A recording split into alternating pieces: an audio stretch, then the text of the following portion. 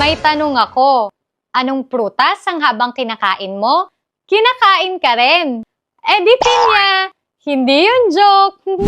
Ang pinya ay merong proteolytic enzyme na tinatawag na bromelain.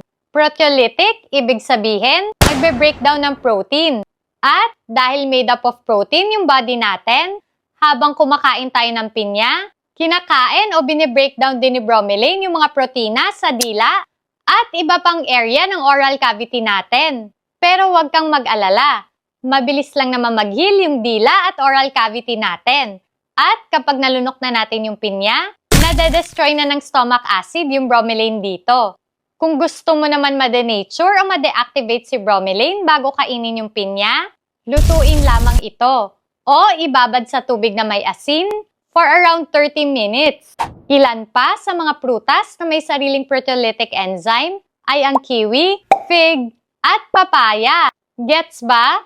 Okay, ingat!